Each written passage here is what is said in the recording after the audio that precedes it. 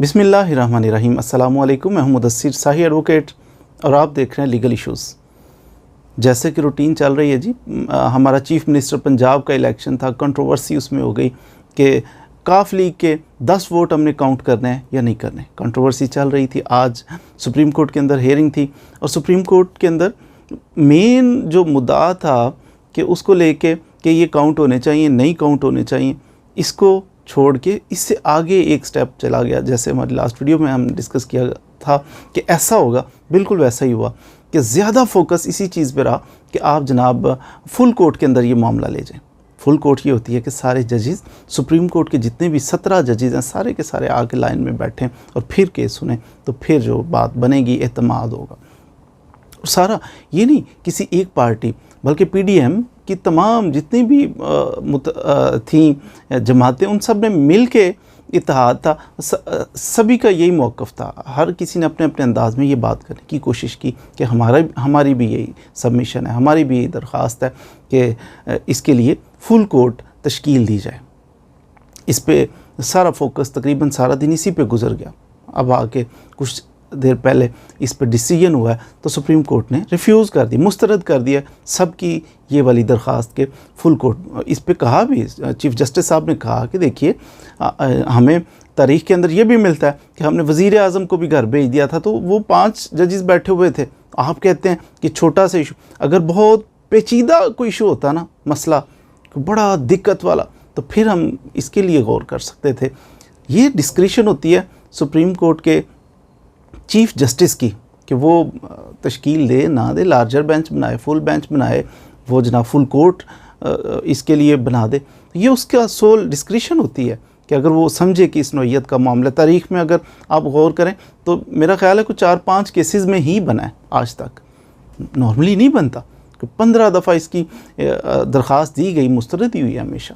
तो इसमें बहुत ज़्यादा क्लियर था। ये जो 3 जजेस बैठे हुए हैं, जो बेंच बैठा हुआ है, इनके ये बहुत क्लियर हैं, कहते हैं कि ऐसा कोई टेक्निकल इशू ही नहीं है इसके अंदर।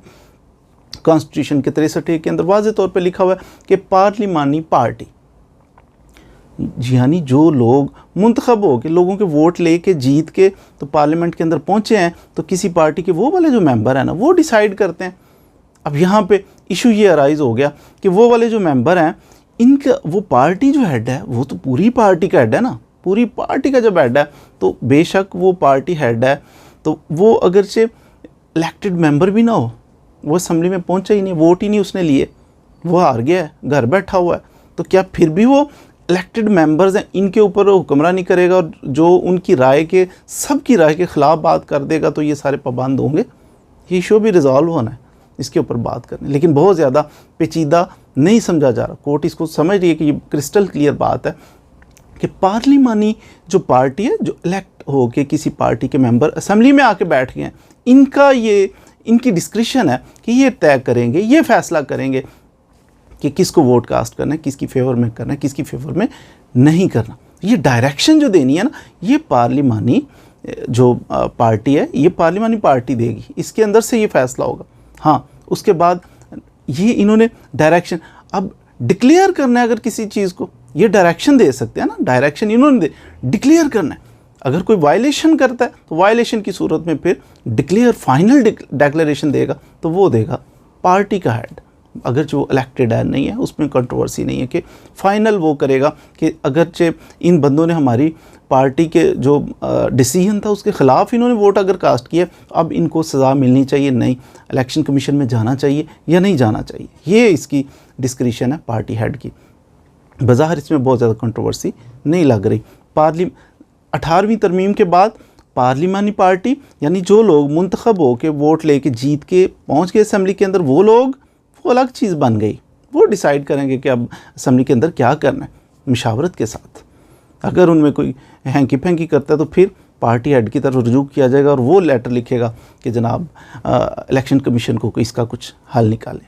बहरहाल तो, लेकिन आज कुछ अजीब माहौल था सुप्रीम कोर्ट के अंदर, बहुत अजीब माहौल था कि ऐसे जत्थे बन के बहुत ज़्यादा पार्टीज़ के बहुत ज़्यादा लोग इंटरफेरेंस कर रहे थे और सारे लोगों की इंटरफेरेंस इसमें महसूस ये हो रहा था जैसे कोई प्रेशर डालने की कोशिश की जा रही है। सुबह सुबह उठ के बहुत सारे लोगों ने मिल के पीडीएम के उन्होंने वज़ीर आज़म हाउस के अंदर जनाब एक प्रेस कॉन्फ्रेंस कर डाली कि हमें एतमाद नहीं है, हम ये कर देंगे, हम वो कर देंगे, just to create pressure, judiciary के ऊपर एक प्रेशर डालने के लिए। बिल्कुल इसी तरह फिर बाद में जनाब इतनी सारी पार्टीज़, मैं भी बनना चाह रहा हूँ, मैं भी जनाब इसमें पार्टी बनना चाह रहा हूँ, बल्कि एक को तो कहना पड़ा कि ये मौलाना साहब आप किस तरह से आप पार्टी बनना चाह रहे हैं, आपको तो आपकी तो पंजाब के अंदर एक सीट भी नहीं जीती हुई आपने, तो आप कैसे पार्टी, इनको बैठाएं जी, इनको साइड पे करें।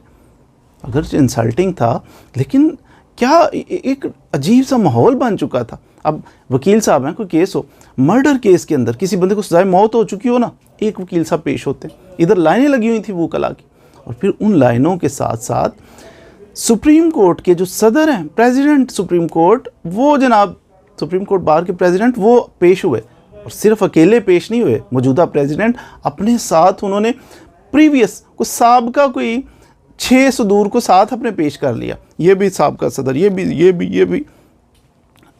इसकी क्या ज़रूरत थी इतने सर? क्यों? क्योंकि हम एक स्पेसिफिक पार्टी को रिप्रेजेंट कर रहे हैं, तो इसलिए हमने उसी की बात करनी है। डेकोरम जैसे एक सिलसिला चल रहा है उसके मुताबिक चलता रहता तो कुछ और मामला होता ना, सिंपल स्मूथ तरीके से, लेकिन ये इतने सारे 6 सदूर पेश हो रहे हैं, साहब का सदर हैं जनाब, इतने सारे प्रेस कॉन्फ्रेंस की जा रही है, हर कोई पार्टी बनने के दर पे है कि मुझे भी पार्टी बनाया जाए। तो फिर सुप्रीम कोर्ट को भी थोड़ा सा इस चीज़ पे सोचना पड़ता है कि ये क्या हो रहा है, ये यानी प्रेशर डाल के हमसे फ़ैसला ले रहे हैं। बहरहाल जी, आज के जो जितनी भी प्रोसीडिंग थी उसके अंदर ये इस्तदा तो मुस्तरद हो गई, पक्की मुस्तरद हो गई कि जनाब हम कोई भी इसमें फुल कोर्ट नहीं तश्कील दे रहे, यही 3 जजेस सुनेंगे। तो मज़ीद इसके लिए तैयारी करें और आ जाएं, आगे अपना केस प्रेजेंट करें, हम सुनेंगे। लेकिन फिर वही बात कि बज़ाहिर कोर्ट ने बता दिया कि ये कोई टेक्निकल इशू नहीं है, और यहाँ तक कोर्ट ने कह दिया, अगर समझने की बात है ना, कोर्ट ने यहाँ तक कह दिया कि इतना आइनी बहरान है मुल्क के अंदर कि एक बंदा जो ज़्यादा वोट लेता है वो बाहर बैठा हुआ है, 186 वोट है तो वो लेके तो वो बाहर बैठा हुआ है, 179 वोट लेके तो वो बंदा वज़ीर आला बना हुआ है। तो ये कॉन्स्टिट्यूशन क्राइसिस है, इसकी बेसिस के ऊपर फिर आगे आपके सामने ये मुल्क के हालात कैसे जा रहे हैं। तो बहरहाल हर किसी को अपनी, हर इदारे को अपनी डोमेन में रहना चाहिए। हम कहते हैं ना कि फ़ौज है तो उसको अपने हदूद में रहना चाहिए, ठीक है जी, रहना चाहिए हदूद में। इसी तरह पॉलिटिशियंस जो हैं इनको भी अपनी हदूद में रहना चाहिए। अब जुडिशरी का कोई फंक्शन है ना, ऐसा तो नहीं है कि जुडिशरी है तो ये एक अदारा है, बड़ा मोतबर अदारा है। अब जुडिशरी को बंदा कहे कि नहीं, पॉलिटिशियन उठ के तनकीद करेंगे और कहेंगे कि नहीं जनाब ऐसा करें वैसा, इनकी डायरेक्शन के ऊपर थोड़ी चीफ जस्टिस ऑफ पाकिस्तान फैसले करेगा। इसको अंडरस्टैंड करना चाहिए, जज्बाती नहीं होना चाहिए, किसी भी पार्टी को कभी भी जज्बाती नहीं होना चाहिए, बल्कि होश के नाखून लेने चाहिए, अकॉर्डिंग टू लॉ चलना चाहिए। कानून की बालादस्ती होगी तो इंशाल्लाह मुल्क के हालात बेहतर हो जाएंगे। मज़ीद वीडियोज़ के लिए हमारे साथ रहिए। Thank you very much.